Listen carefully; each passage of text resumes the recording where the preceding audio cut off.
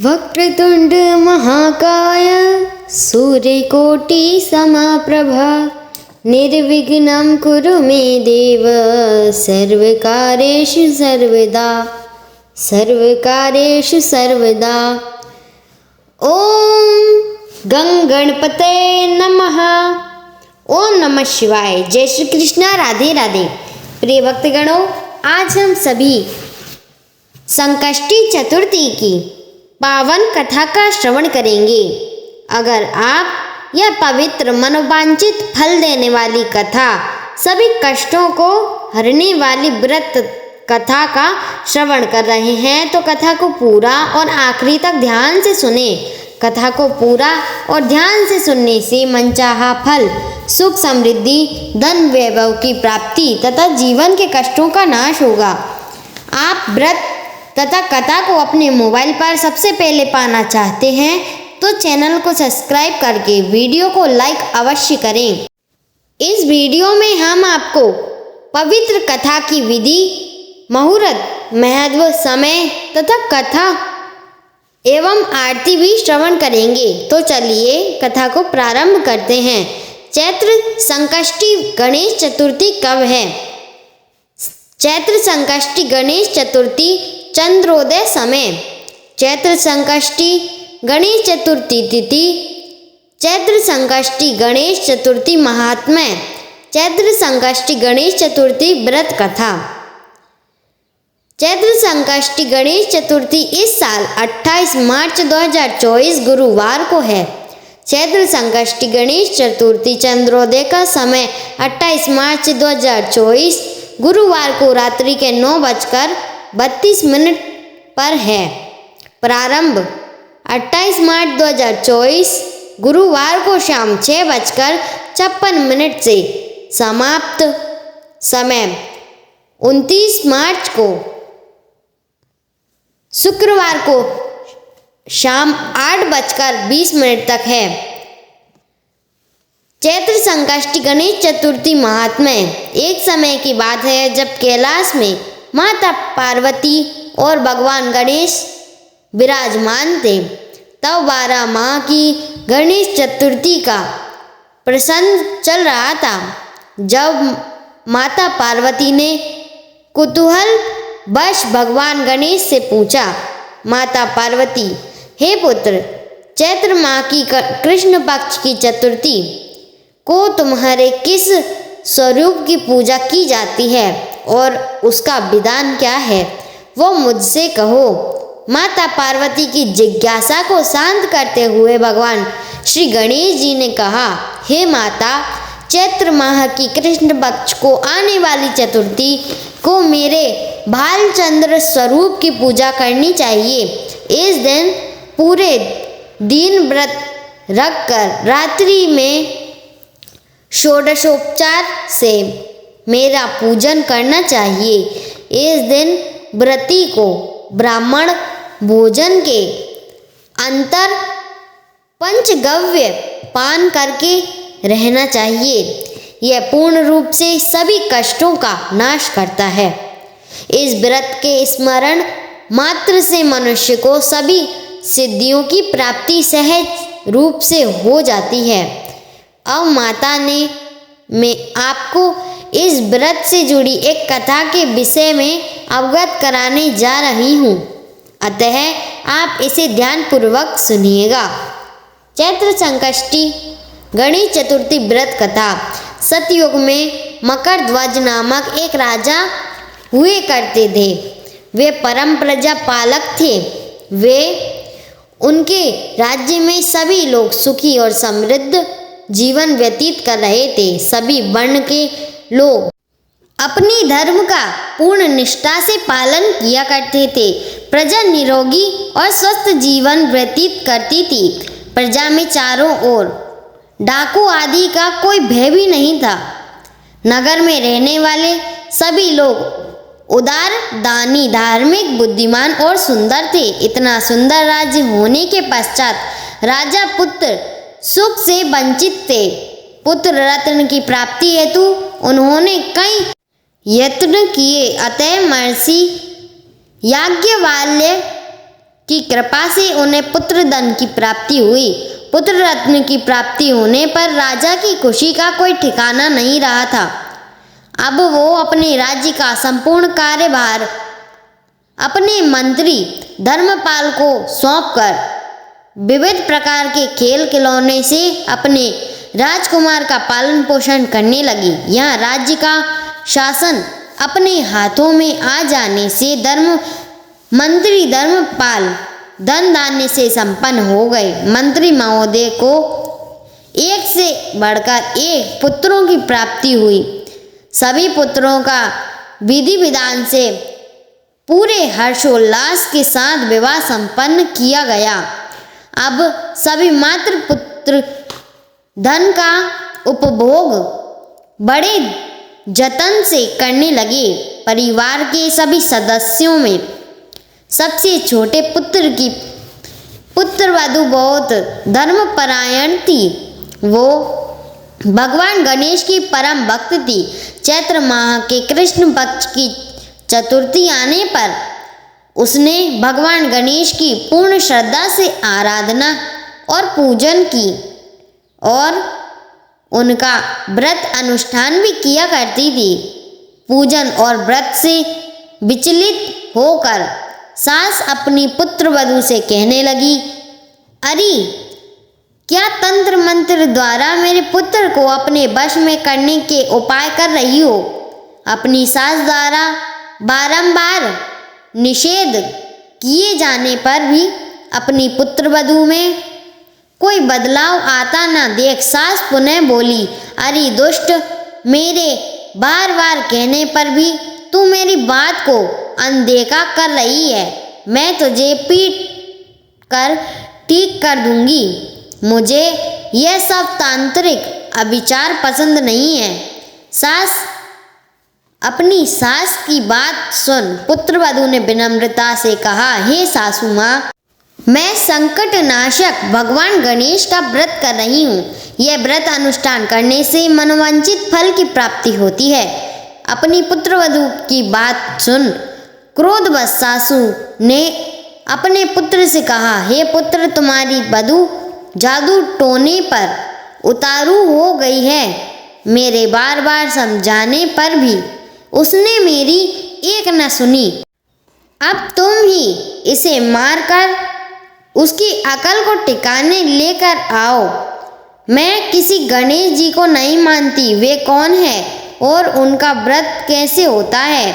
हम लोग तो राजकुल से हैं। हमारी भला किसी विपत्ति को वो नष्ट करेंगे। माता की आज्ञा को मानते हुए उसके पति ने उसे मारा और पीटा।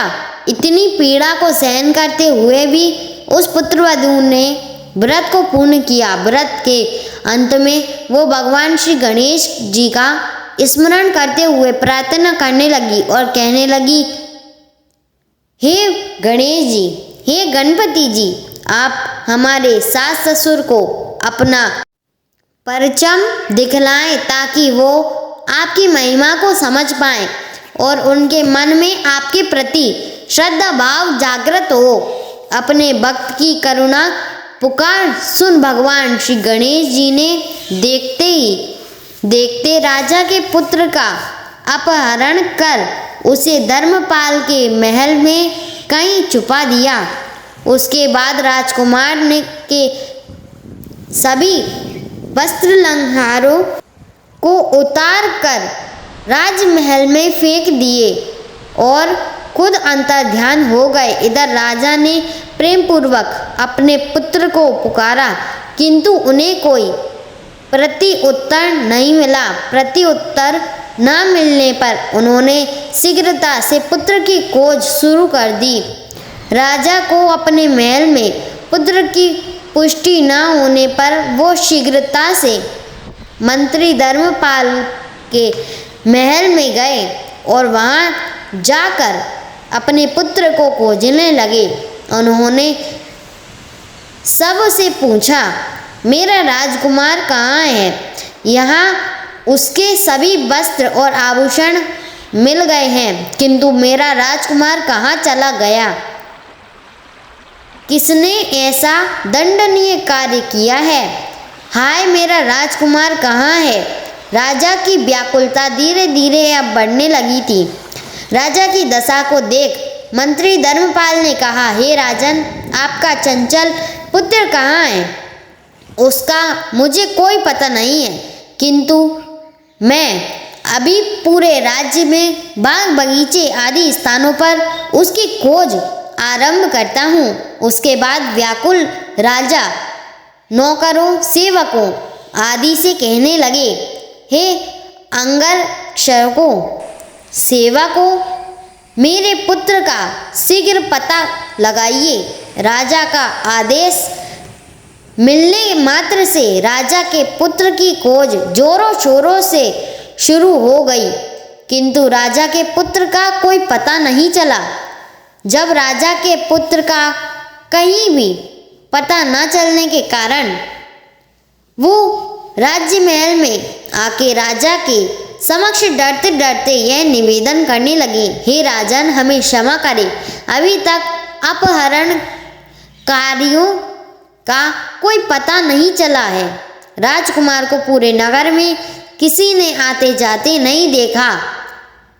उनकी बातें सुनकर क्रोधितवश होकर राजा ने अपने मंत्री को बुलाकर कहा, हे धर्मपाल, मेरा राजकुमार कहाँ है? मुझे साफ साफ बता दे कि मेरा राजकुमार कहाँ है। उसके सभी वस्त्र आभूषण मुझे दिखाई दे रहे हैं, केवल वही नहीं है। अरे नीच, मुझे बता दे कि मेरा राजकुमार कहाँ है, अन्यथा मैं तुझे और तेरे पूरे कुल का नाश कर दूंगा। इसमें जरा भी संदेह मत करना। राजा द्वारा डांट पटकने के कारण मंत्री विचलित हो गए। मंत्री धर्मपाल ने राजा के समक्ष नतमस्तक होकर कहा, हे भूपाल, मेरा विश्वास कीजिए, मैं अभी पता लगाता हूँ। इस नगर में बालक अपहरणकर्ताओं का कोई गिरोह भी नहीं है, न कि कोई डाकू आदि यहाँ वास करते हैं, किंतु पता नहीं किस नारादमी ने ऐसा नीच कार्य किया है और न जाने कहाँ गायब हो गया है। धर्मपाल अब अपने महल आकर अपनी पत्नी एवं पुत्रों से पूछने लगा। उसने अपनी सभी पुत्र वधुओं को बुलाकर पूछा कि यह नीच कर्म किसने किया है। यदि राजकुमार का पता नहीं चला तो राजन मुझे और मेरे पूरे वंश का विनाश कर देंगे। अपने ससुर की बात को सुन सबसे छोटी पुत्र वधू ने कहा, हे पिताश्री, आप इतने चिंतित क्यों हो? यह सब भगवान श्री गणेश की लीला है। उन्हीं के ही कोप का परिणाम आप भुगत रहे हैं। अतः आप भगवान श्री गणेश जी की पूजा आराधना करें। अगर राजा से लेकर नगर के सभी प्रजाजन पूर्ण श्रद्धा के साथ गणेश जी की चतुर्थी का व्रत करें तो व्रत के फल स्वरूप भगवान श्री गणेश जी राजकुमार को अवश्य लौटा देंगे। मेरा वचन कभी मिथ्या नहीं होता। छोटी पुत्रवधू की बात कर सुनकर ससुर ने कहा, हे पुत्री, तुम सत्य कह रही हो, तुम धन्य हो। हमारे कुल में एक तुम ही हो जो मेरा और मेरे कुल का उद्धार कर दोगी। भगवान श्री गणेश जी की पूजा कैसी की जाती है वो तुम मुझे बतलाओ। हे सुलक्षणी, मैं मंद बुद्धि होने के कारण भगवान गणेश के व्रत का महिमा नहीं जानता हूँ। अतः मुझ पर और मेरे परिवार को अपने किए गए अपराध की क्षमा देकर राजकुमार का पता लगवा दो। तब सभी लोगों ने भगवान श्री गणेश जी का कष्टनाशक चतुर्थी के व्रत अनुष्ठान किया। राजा सहित सभी नगरजनों ने गणेश जी को प्रसन्न करने हेतु व्रत का अनुष्ठान किया। सभी के व्रत अनुष्ठान के प्रभाव से गणेश जी प्रसन्न हो गए और देखते ही देखते सभी लोगों के सामने उन्होंने राजकुमार को प्रकट कर दिया। राजकुमार को अपने समक्ष देख राजा सहित सभी नगरवासियों को खुशी का कोई ठिकाना न रहा। वो बस राजकुमार को आश्चर्यचकित होकर देखने लगे। राजा अपने पुत्र को पुनः प्राप्त कर के खुशी से फूले नहीं समा रहे थे। भगवान गणेश की लीला को देख वो नतमस्तक होकर कहने लगे, भगवान गणेश जी आप धन्य हो और धर्मपाल तुम्हारी छोटी पुत्रवधू भी धन्य है, जिसकी कृपा से आज मेरा पुत्र यमराज के वहाँ जाकर भी दोबारा लौट आया। अतः आप सभी नगरजन इस संतानदायक व्रत को विधिवत करते रहें। श्री गणेश जी बोले, हे माता, इस व्रत से बढ़कर इस लोक तथा सभी अन्य लोकों में और कोई व्रत नहीं है। इस कथा का श्रवण युधिष्ठिर ने भगवान श्री हरि कृष्ण से सुना था और इसी चैत्र माह के कृष्ण पक्ष को आने वाली चतुर्थी का व्रत करके उन्होंने अपने खोए हुए राज्य को फिर से पुनः प्राप्त कर लिया। प्रिय भक्तगणों, अब हम सभी आरती की ओर प्रस्थान करते हैं। जय गणेश जय गणेश जय गणेश देवा, माता जाकी पार्वती पिता महादेवा। जय गणेश जय गणेश जय गणेश देवा, माता जाकी पार्वती पिता महादेवा। एक दंत दयावंत चार भुजाधारी, माथे सिंदूर शोभे मोष की सवारी। जय गणेश जय गणेश जय गणेश देवा, माता जाकी पार्वती पिता महादेवा। अंधन को आँख देत, कोढ़िन को काया, बांझन को पुत्र देत, निर्धन को माया। जय गणेश जय गणेश जय गणेश देवा, माता जाकी पार्वती पिता महादेवा। हार चढ़े फूल चढ़े और चढ़े मेवा, हार चढ़े फूल चढ़े और चढ़े मेवा।